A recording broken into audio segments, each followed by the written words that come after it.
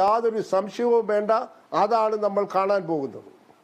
തീർച്ചയായും വലിയ രീതിയിലുള്ള വാഗ്ദാനങ്ങൾ ഉണ്ടാകുമെന്ന കാര്യത്തിൽ തർക്കമില്ല. ഇപ്പോൾ അങ്ങ് ഉന്നയിച്ചിട്ടുള്ള അല്ലെങ്കിൽ അങ്ങ് ചൂണ്ടിക്കാണിച്ചിട്ടുള്ള വിഷയങ്ങൾ തന്നെയാണ് നമ്മുടെ ഇന്നത്തെ ഈ ഒരു ഡിബേറ്റിലെ പ്രധാനപ്പെട്ട ചർച്ചാ വിഷയങ്ങളാകേണ്ടതും.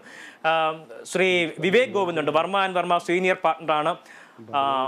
ശ്രീ വിവേക്, ഈ ഒരു ഘട്ടത്തിൽ ബജറ്റ് അവതരണത്തിന് ഇനി മണിക്കൂറുകൾ മാത്രമേ ബാക്കിയുള്ളൂ.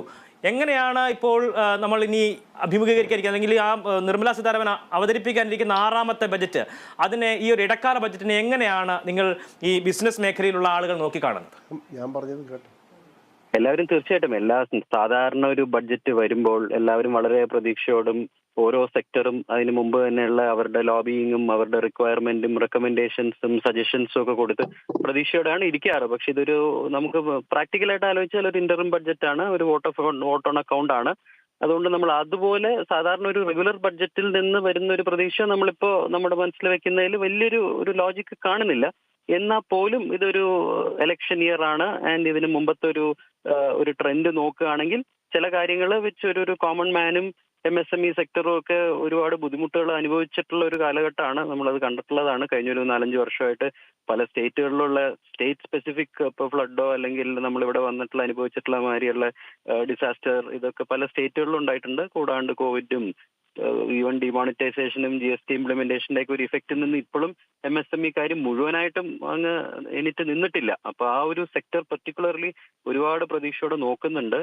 സിമിലർലി ടെക്നോളജി സൈഡിലാണെങ്കിലും പലതരത്തിലും ടെക്നോളജി സെക്ടറിലും വളരെ വലിയ കമ്പനികൾ ആർ ഡൂയിങ് വെൽ. ഇൻഫോസിസും വിപ്രോവും TCSും ഒക്കെ പോലെയുള്ള. പക്ഷെ ഒരു മീഡിയം ആൻഡ് സ്മോളർ സ്കെയിലുള്ള IT കമ്പനികൾക്കൊക്കെ ഒരുപാട് സോപ്സ് ഇനിയും നേരത്തെ ഉണ്ടായിരുന്ന പലതും ടാക്സ് ബെനിഫിറ്റുകളും എല്ലാം ഇപ്പോഴത്തേക്കും തീർന്നിരിക്കുകയാണ്.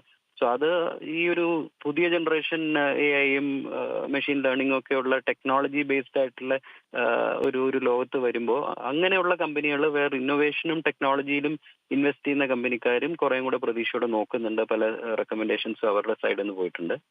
അതേപോലെ ഒരു ന്യൂ സെക്ടർ, ഇപ്പൊ ഒരു ഗ്രീൻ എന്ന് പറയുന്നത് ഇപ്പൊ എല്ലാവരും ഒരു ബസ് വേർഡ് ആണല്ലോ ഓൾ ഓവർ ദ വേൾഡ്. അപ്പൊ ആ ഒരു ഗ്രീൻ സെക്ടറിന് വേണ്ടിയുള്ള ഒരു ഗ്രീൻ ഫിനാൻസിങ്ങും ആ ഒരു സോളാറും അങ്ങനെയൊക്കെ ഉള്ള ഒരു വെയർബൈ എനർജി എഫിഷ്യന്റ് ആയിട്ട് ഉള്ള ഒരു മേക്ക് ഇൻ ഇന്ത്യ പ്രോജക്ട്സും ഒക്കെ വളരെയധികം പ്രതീക്ഷയോടെയും ആ സെക്ടറുകളൊക്കെ പല റെക്കമെൻഡേഷൻ കൊടുത്തത് ഫേവറബിളി കൺസിഡർ ചെയ്യാം എന്നുള്ള രീതിയിലൊക്കെ അവര് വളരെ എക്സ്പെക്ടേഷനോടെ ഇരിക്കുന്നുണ്ട്.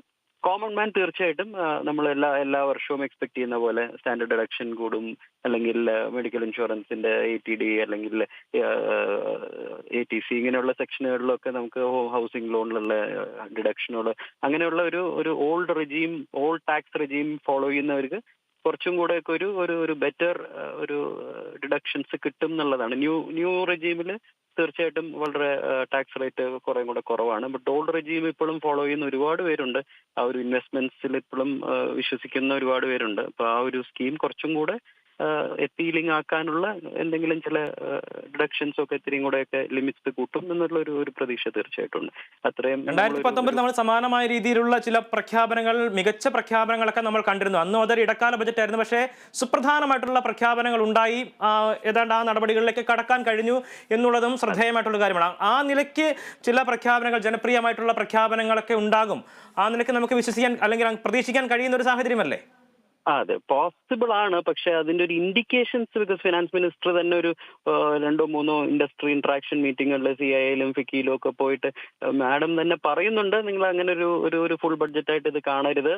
അതുകൊണ്ട് നിങ്ങളുടെ ഓരോ പല ലോബിയും പല സെക്ടർ സ്പെസിഫിക് ആയിട്ടുള്ള സജഷൻസ് കൊടുക്കാനുള്ള സീനിയേഴ്സ് ആയിട്ടുള്ള പലരും ഇൻഡസ്ട്രി ലീഡേഴ്സ് പോകുമ്പോഴൊക്കെ അവർക്ക് കൊടുത്തിട്ടുള്ള ഒരു മെസ്സേജ് ഇസ് ദാറ്റ് ഇതൊരു ഇന്ററിം ബഡ്ജറ്റ് ആണ്. So you should not expect too much from an interim budget. You should know that ഇത് നിങ്ങളൊരു പ്രാക്ടിക്കൽ ആയിട്ട് വേണം അത് കാണാൻ എന്നുള്ള ഒരു മെസ്സേജ് മാഡത്തിന്റെയും ആ ഡിപ്പാർട്ട്മെന്റിലുള്ള സീനിയർ സെക്രട്ടറിമാരുടെ അടുത്ത് നോക്കുക. അങ്ങനെ ഒരു മെസ്സേജ് ഇൻഡസ്ട്രിയിലേക്ക് അവരൊരു റിയലിസ്റ്റിക് ആയിട്ടിരിക്കണം എന്നുള്ളൊരു മെസ്സേജ് പോയിട്ടുണ്ട്. അതുകൊണ്ട് ഡിസപ്പോയിന്റിംഗ് ആണെന്ന് പറഞ്ഞ് നാളെ സ്റ്റോക്ക് മാർക്കറ്റ് ക്രാഷ് ചെയ്യാണ്ടിരിക്കാൻ വേണ്ടി ആയിരിക്കാം നേരത്തെ തന്നെ ഒരു ആന്റിസിപ്പേറ്ററി ബെയിൽ എടുക്കുന്നത്. പക്ഷെ അങ്ങനെ ഒരു പ്രയർ വാർണിംഗ് സിഗ്നൽസ് ദാറ്റ് അധികം എക്സ്പെക്ടേഷൻ വേണ്ട എന്നുള്ളൊരു മെസ്സേജ് പോകുന്നുണ്ട്. ബട്ട് എന്നാൽ യു നെവർ നോ.